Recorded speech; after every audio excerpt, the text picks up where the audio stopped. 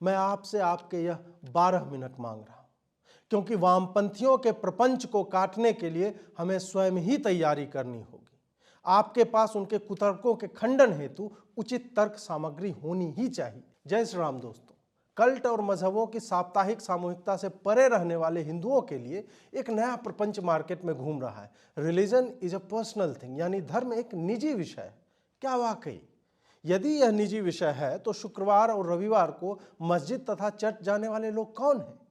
कौन है जो इसी का प्रयोग करके एक ही किताब को पूरी दुनिया को मनवाने पर तुले हुए हैं, और इस हद तक तुले हुए हैं कि उनके लिए हत्या, बलात्कार, नरसंहार, दास्ता, दंगे, पत्थरबाजी, औपनिवेशिक साम्राज्यवाद, बलात् मतांतरण आदि कोई अर्थ नहीं रखता। रिलीजन या मजहब वैश्विक इतिहास में कभी भी व्यक्तिगत या निजी विषय रहा ही नहीं। यदि होता तो मोहम्मद के साथ 500 लोग अपने अपने गांव में नमाज पढ़ रहे होते और उनकी कुल जनसंख्या अभी 1 करोड़ के आसपास होती। यदि यह निजी विषय होता तो ईसाइयों के चर्च कस्तूनतुनिया के हाया सोफिया से लेकर रूस, भारत और अमेरिका तक में नहीं मिलते। स्पष्टतः यह चूर्ण केवल और केवल हिंदुओं को फकवाया जा रहा है, ताकि वो जिन्होंने अपनी सामूहिकता तो त्याग ही रखी है, स्नेह स्नेह अपनी धार्मिकता भी त्याग दें। राम मंदिर में महाविष्णु के अवतार भगवान श्री राम के बालक रूप की प्राण प्रतिष्ठा होने जा रही है। वही बालक जिनके दर्शन के लिए देवाधिदेव महादेव को मदारी के साथ बंदर बनकर इसी धरा पर आना पड़ा, और बाद में महावीर हनुमान के रूप में उनका अनन्य दास बनकर उनके नाम को मर्त्यलोक में प्रचारित करने का काम आज भी वो कर ही रहे। वही राम जिनकी मर्यादा, जीवन शैली, पुत्र, पति, सखा और पितृधर्म की लीलाओं को ध्यान में लिए शिव अपनी दीर्घकालिक समाधि में जाते हैं। उन्हीं भगवान राम के मंदिर में प्राण प्रतिष्ठित होने के पावन समय में कुछ कालनेमी हमें यह ज्ञान दे रहे हैं कि धर्म एक निजी विषय है। धर्म निजी हो ही नहीं सकता। धार्मिकता सदैव ही व्यक्ति से परिवार, परिवार से समाज, समाज से राष्ट्र, राष्ट्र से विश्व के कल्याण की अवधारणा की परिकल्पना करती है। धर्म व्यक्ति को समाज और राष्ट्र से जोड़ने का माध्यम है, इसमें व्यक्तिगत होने की बात असंभव है। धर्म वह अवलंब है जहां हम अपने परिवेश में अकेले होते हुए भी उसी को भजते हैं जो पूरे विश्व के हर प्राणी में स्वयं को ही अभिव्यक्त करता है। जब हर व्यक्ति परमात्मा का अंश है तो इसमें व्यक्तिगत होने की बात संभव कैसे हो सकती है? इसका प्रयोग केवल एक ही कारण से हो रहा है कि किसी भी तरह से उन्हें अपराधी बनाया जाए या उनमें अपराध बोध डाला जाए जो राम मंदिर को लेकर के हर्षित हैं। उन्हें यह बताया जाए कि पूजा तो घरों में करनी चाहिए, तुम ये जो कर रहे हो यह तो राजनीति है। इनके तर्क का दुर्भाग्य यह है कि यदि मैं कलावा पहनकर या तिलक लगाकर कार्यालय जाता हूं या बस, ट्रेन, मेट्रो, वायुयान में दिखता हूं तो इन्हें मेरी उसी निजी धार्मिकता से आपत्ति हो जाती है जिसकी बात ये अभी कर रहे हैं।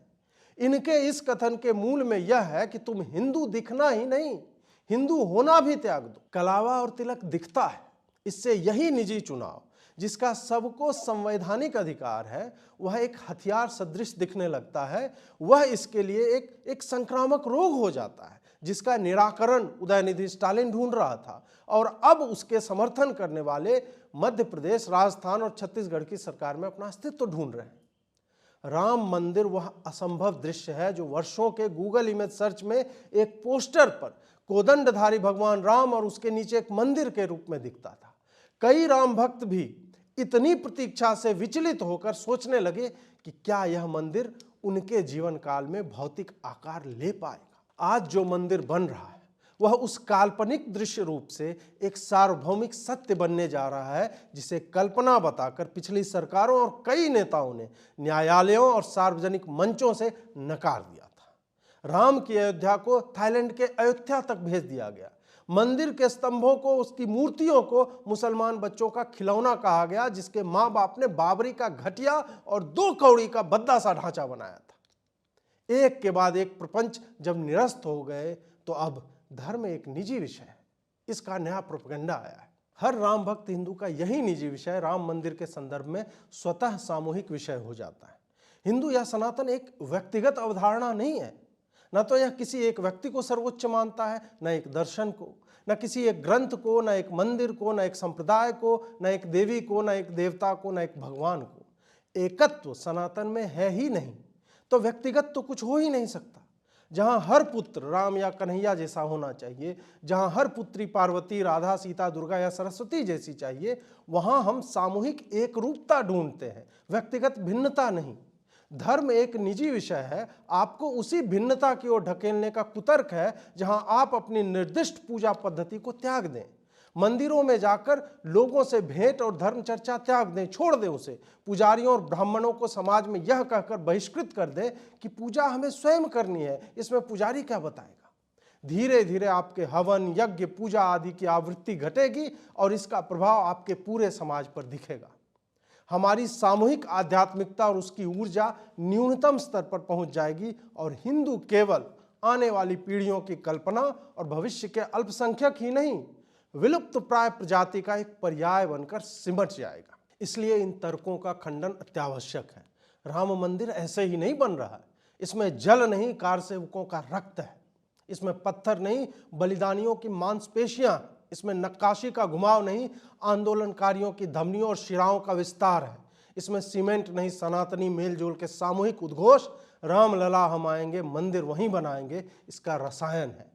इसकी आधारशिला उन लाखों हिंदुओं की वज्र सदृश हड्डियों का प्रतिबिंबन है जो इसके शिखर देखने की प्रतीक्षा में पंच तत्वों में विलीन हो गए। यह कोई सामान्य मंदिर नहीं है। यह इसी कारण अति विशिष्ट हो जाता है कि इसे किसी राजा के आदेश पर नहीं बनवाया गया। इसमें किसी राजकोष की स्वर्ण मुद्राएं नहीं लगी।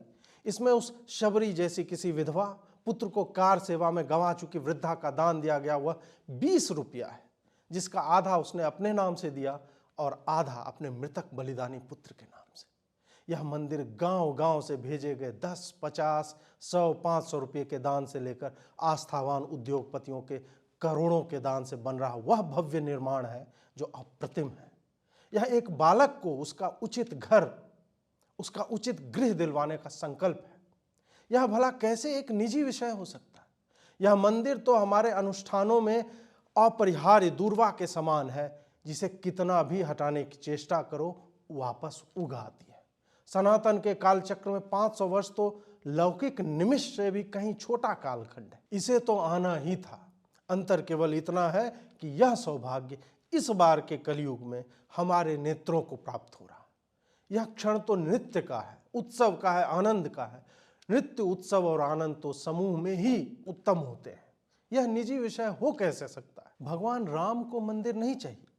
जिस व्यक्ति ने अपने अवतारी होने पर भी अवतारी होने का एक भी अलौकिक प्रयोग नहीं किया ताकि उसकी आने वाली संततियां, उसके पूर्वजों की आत्माएं यह समझ सके कि एक साधारण मानव अपने परिश्रम, प्रतिभा, धर्म के अनुपालन से, गुरुओं के आशीर्वाद से, पत्नी के प्रेम से, भाइयों के आदर से और मित्रों के सहयोग से वह सब कर सकता है जो देवता भी नहीं कर सकते।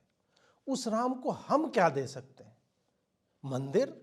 मंदिर तो हम टूटे बिखरे बटे हिंदुओं को चाहिए ताकि हमारे सामने एक उदाहरण दिखे कि विपरीत परिस्थितियों में भी हमारी एकजुटता अपेक्षित परिणाम अवश्य ही लाती है। राम मंदिर उदाहरण है राजनीति और धर्म के एकाकार होने का। इस आंदोलन में धर्म अमूर्त रूप है, राजनीति मूर्त। धार्मिकता ने लोगों को जगाया, राजनीति ने लोगों को घर से बाहर निकाला। धर्म ने उन्हें लक्ष्य दिया, राजनीति ने लक्ष्य प्राप्ति हेतु नेतृत्व। धर्म ने उन्हें प्रेरणा दी, राजनीति ने आंदोलन का मार्ग।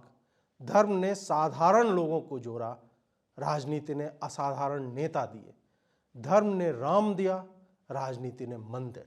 वर्तमान संदर्भ में कोई भी पार्टी यह नहीं कह सकती कि उसकी राजनीति धर्म, मजहब या रिलीजन से अलग है। जिस राष्ट्र में कम्युनिस्ट नेता जालीदार टोपी लगाकर घूमते हों, इस्लामिक कट्टरपंथ की रखवाली में लगे होते हों, वहां कोई भी पार्टी धर्म से अलग कैसे हो सकती है? अंतर केवल इतना है कि तेरा कुत्ता कुत्ता, मेरा कुत्ता टॉमी। मैं तो कहता हूं कि बिना धर्म के राजनीति संभव ही नहीं है। धर्म राजनीति का आरंभ बिंदु है, आधार बिंदु है और केंद्र बिंदु है। राजनीति से जिस दिन धर्म अलग हो जाएगा, नेता और संस्थाएं उच्छृंखल हो जाएंगे।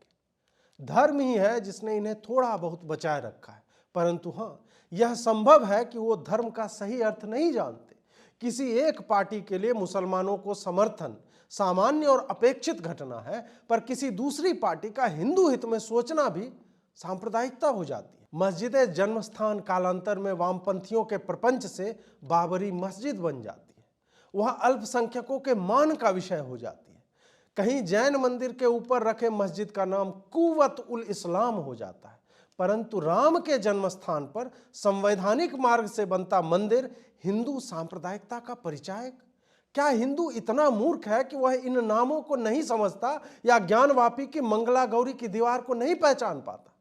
नहीं। जब एक मजहब किसी रेगिस्तानी कल्ट के कटे डंडे पर उधार का फटा झंडा लटकाए अपनी रक्त पिपासु आतंकियों की सेना के दम पर मंदिरों को तोड़कर सपाट नहीं करता, बल्कि सोच समझकर उसके शिखर पर एक भद्दा सा घटिया सा 2 कौड़ी का गुंबद चिपका देता है, तो उसका लक्ष्य केवल मजहबी विस्तार नहीं होता, वह उस क्षेत्र और राष्ट्र के हिंदुओं के लिए एक बहता हुआ घाव छोड़ रहा होता है कि देखो हम क्या कर सकते हैं।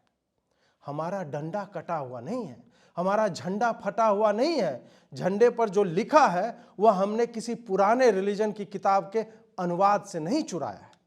वह ओंकार, वह प्रणव, वह ओम आदि है, मध्य है, अनंत है। तुम्हारे दिए गए घाव बस घाव ही तो हैं, उन्हें हम भर लेंगे। पर हाँ, हमारे घाव के भरने से जो दुख तुम्हें हो रहा है वह देखने योग्य है।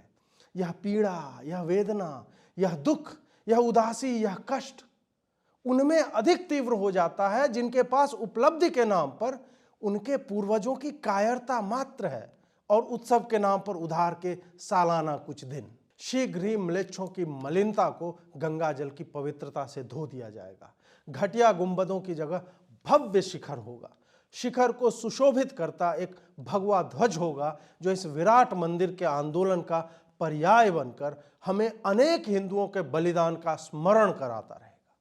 इसीलिए यह एक निजी विषय हो ही नहीं सकता। जो भी यह कहता है वह आपको अपने धर्म से, अपने भगवान से, अपने समाज से विलग करने का षड्यंत्र कर रहा है। यदि आपने यहाँ तक देखा है तो एक और कष्ट कीजिए, इसे आगे ले जाइए, लोगों में पहुँचाइए, शेयर कीजिए, काटिए, छांटिए, स्वयं की टिप्पणी लगाइए, पर इसे आगे बढ़ाइए। यदि आप चाहते हैं कि हम ऐसे ही आगे बढ़ते रहें तो इस कोड के माध्यम से जो आपकी स्क्रीन पर है या इन नंबरों के माध्यम से आप हमें सहयोग कर सकते हैं। जुड़ने के लिए बहुत बहुत आभार। नमस्कार।